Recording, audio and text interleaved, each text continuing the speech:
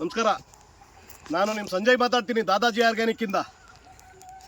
ನಂದು ಮತ್ತೊಂದು ಟೆಸ್ಟ್ ಮನಿ ಇದು ಕನಕಪುರದ ಹತ್ರ ಗಡ್ಸಳ್ಳಿ ಏನು ಬರುತ್ತೆ. ಇವರು ಪುಟ್ಟರಾಜು ಸರ್ ಅಂತ ಅಂದ್ಬಿಟ್ಟು ಇವರು ನಮ್ಮ ಹತ್ರ ನಮ್ಮ ಕಂಪ್ನಿಯ ಸಾವಯವ ಗೊಬ್ಬರಗಳನ್ನ ಸ್ಪ್ರೇಗೆ ಅಂತ ಯೂಸ್ ಮಾಡಿದರು. ಇವರು 2 ಬಾರಿ ಸ್ಪ್ರೇ ಮಾಡವ್ರೆ. ಆ 2 ಬಾರಿ ಸ್ಪ್ರೇ ಮಾಡಿರೋದಕ್ಕೆ ನಾನು ಕೊಟ್ಟಿರುವಂಥ ಟೆಸ್ಟ್ ಮನಿಯಲ್ಲಿ ಇದು ಒಂದು ಗುಡ್ ಟೆಸ್ಟ್ ಮನಿ. ಯಾಕೆ ಅಂತ ಅಂದರೆ ಇದು ಮರಗಡ್ಡಿ ಪುಟ್ಟರಾಜು ಸರ್, ಈಗ ಅವ್ರ ಬಾಯಿಲೆ ಕೇಳೋಣ, ಹೇಗ್ ಬಂದಿದೆ ಸರ್ ರಿಸಲ್ಟ್? ಈ ಸೊಪ್ಪು ಯಾವಾಗ ಬಂದಿರಲ್ಲ, ಎಲ್ಲ ಅಂತಾರೆ ಏನು ಗೊಬ್ಬರ ಮಡಗಿದೆಯಲ್ಲ, DAP ಮಡಗಿದಿ ಏನ್ ಅಂತಾರೆ.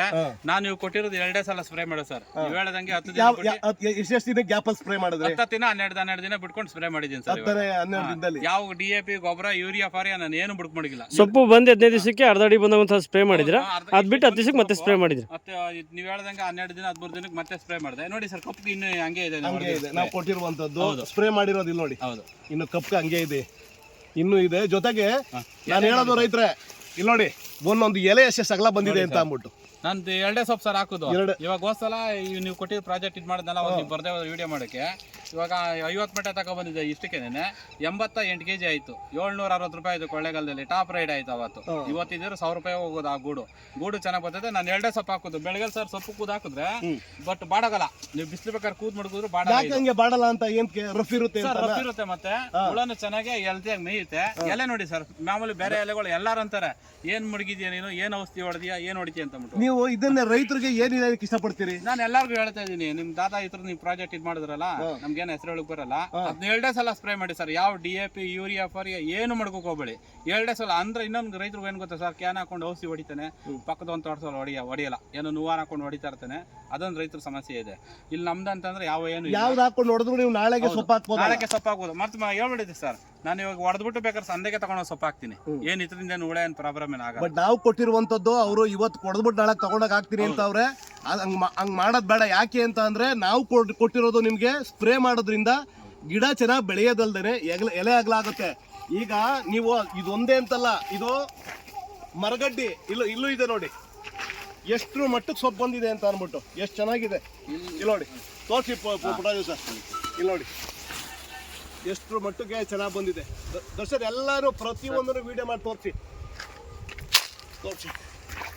ಸರ್. ಇದ್ರಲ್ಲಿ ಬರೀ ನಾನು 125 ಮಟ್ಟಿಗೆ 11 ಗುಳಿ ಸೊಪ್ಪು ಕೂದಿ 3 ಜರ್ ಕೂತಿದೆ. ಕೂದಿರೋದು ಅದೇ, ನಾವು ಕೂದಿರೋದು ನೋಡಿ, ಅದೇನೆ ಕೂದಿರೋದು. ಈಗ ನೋಡಿ ರೈತರೆ, ಬರೀ 11 ಗುಳಿ ಸೊಪ್ಪನ್ನ ಕುಯ್ದು 125 ಮೊಟ್ಟೆ. ಈಗ ಹೆಚ್ಚು ಕಮ್ಮಿ 3 ಜರ ಕೂತಿದೆ ಅಂತ ಹೇಳ್ತಾ ಇದ್ದಾರೆ. ಆಯ್ತಾ? ಇಲ್ಲೂ ಇದು ನೋಡಿ, ಈ ಸಾಲು ಎಷ್ಟು ಚೆನ್ನಾಗಿ ಬಂದಿದೆ. ನೀವು ದಯವಿಟ್ಟು ಇನ್ನೊಂದು, ಪ್ರತಿ ಒಬ್ರಿಗೂ ನಮ್ಮ ವಿಡಿಯೋಗಳನ್ನ ನೋಡ್ತಾ ಇರ್ತೀರಿ.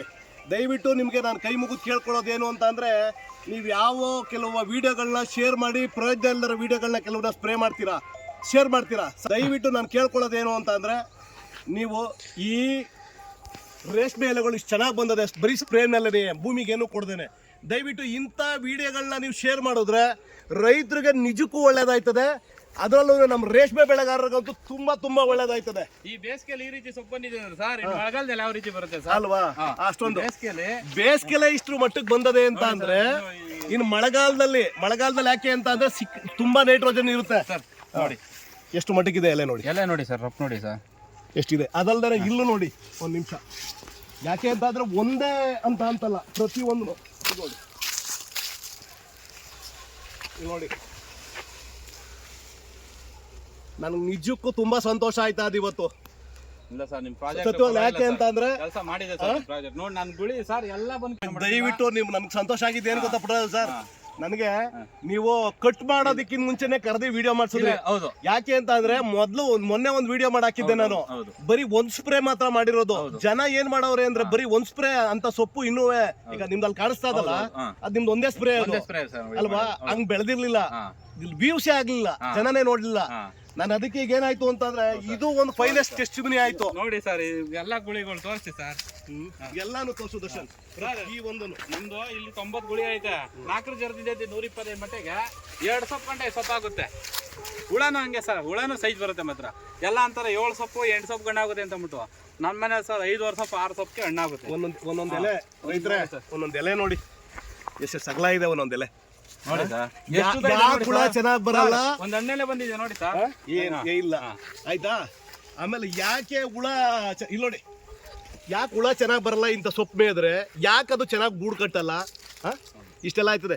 ದಯವಿಟ್ಟು ನಾನು ಮತ್ತೊಮ್ಮೆ ಕೇಳ್ತೀನಿ, ಯಾರು ಈ ವಿಡಿಯೋಗಳನ್ನ ನೋಡ್ತೀರಿ, ಈ ಪ್ರತಿಯೊಬ್ಬ ರೈತರಿಗೂ ಕೂಡ ತಲುಪೋ ತನಕ ಈ ವಿಡಿಯೋನ ಶೇರ್ ಮಾಡಿ. ಅಷ್ಟನ್ನ ಹೇಳಿ ಇವರು ಪುಟ್ಟರಾಜು ಸರ್ ಇನ್ನೇನಾದ್ರೂ ಹೇಳೋದಿದ್ಯಾ? ಇಲ್ಲ ಇಷ್ಟೇನಾ? ಇನ್ನೇನಿಲ್ಲ ಸರ್, ಇಷ್ಟೇ ಸರ್. ರೈತರುಗಳಿಗೆ ಯಾಕಂದ್ರೆ ನೀವು ಕೊಟ್ಟಿರೋ ಬೆಳಗ್ಗೆಲ್ಲ 10 ದಿನಕ್ಕೆ ಒಂದ್ಸಲ ಸ್ಪ್ರೇ ಮಾಡಿ, ಇನ್ನೊಂದು 10-12 ದಿನ ಬಿಡ್ಕೊಂಡು ಸ್ಪ್ರೇ ಮಾಡಿದ್ರೆ, ಇವಾಗ ನೋಡಿ ನೀವೇ ಲೆಕ್ಕ ಹಾಕೊಳ್ಳಿ. ನಾನು ಸ್ಪ್ರೇ ಮಾಡಿ ಇವಾಗ 25-26 ದಿನ ಆಗಿದೆ. ಇದಕ್ಕೆ 25 ಇನ್ನೂ ಬೆಳೀತಾ ಇದೆ ನೋಡಿ. ಹೌದು, ಇನ್ನೂ ಬೆಳೀತಿದೆ ಇದು. ದಯವಿಟ್ಟು ಪ್ರತಿಯೊಬ್ಬರೂ ಈ ಏನ್ ರೇಷ್ಮೆ ದೊಡ್ಡ ಕೊಟ್ಟಿದೀವಿ, ಈ ಸ್ಪ್ರೇನ ಪ್ರತಿಯೊಬ್ಬರು ಉಪಯೋಗಿಸ್ಕೊಳ್ಳಿ. ಎಲ್ಲರಿಗೂ ಒಳ್ಳೇದಾಗ್ಲಿ. ಇಷ್ಟನ್ನ ಹೇಳ್ತಾ ನನ್ನ ಟೆಸ್ಟ್ ಮುಗಿಸ್ತೀನಿ. ಧನ್ಯವಾದ.